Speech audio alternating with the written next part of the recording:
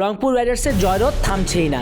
খুলনা টাইগার্সের বিপক্ষে বেশ বিপদে পড়লেও শেষ অবধি জয় পেয়েছে রংপুর রাইডার্স। বজায় থাকলেও তাদের 7 নম্বর জয়। টপ অর্ডাররা সুবিধা করতে না পারলেও খুশদিল শাট ঝড়ে বড় রান পায় রংপুর।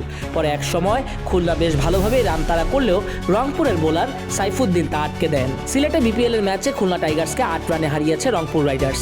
শুরুতে ব্যাট করতে নেমে 5 উইকেট হারিয়ে 186 রান করে রংপুর।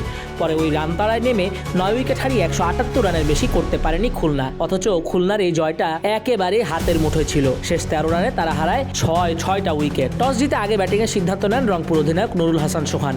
উদ্বোধনী জুটি থেকে আসে কেবল 19 রান।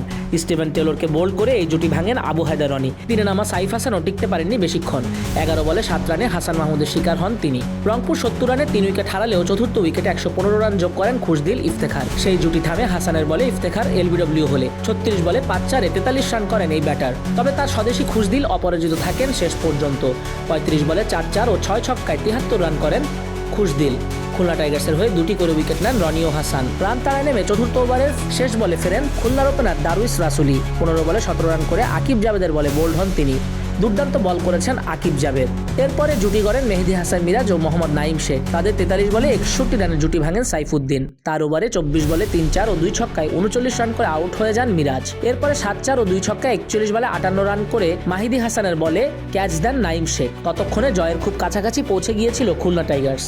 আফিফ দলকে এগিয়ে নিচ্ছিলেন, কিন্তু ম্যাচে হুট করে জমে ওঠে। 15 বলে 29 রান করে আফিফ যখন আউট হন, এরপরে 12 বলে 15 রান করে আকিব জাবেদের বলে বোল্ড হয়ে যান মাহিদুল অঙ্কনও। আর তারপরই খেলা শুরু। ইমরুল কায়াসও টিকতে পারেননি। শেষ ওভারে দরকার হয় 12 রান, কিন্তু 3 উইকেট হারিয়ে 3 রানের বেশি করতে পারেনি খুলনা। রংপুরের হয়ে 4 ওভারে 29 রান দিয়ে 3 উইকেট নেন আকিব জাবেদ। সাইফুদ্দিনও দারুণ ক্যারিশমা দেখান। শেষ পর্যন্ত খুলনা হারের বৃত্তেই আটকে থাকলো। আর রংপুর রাইডার্স, তাদের তো সোনায় মোড়ানো ভাগ্য। 7 নম্বর জয় তুলে ধরা ছোঁয়ার বাইরে বিপিএল আসরে এবার।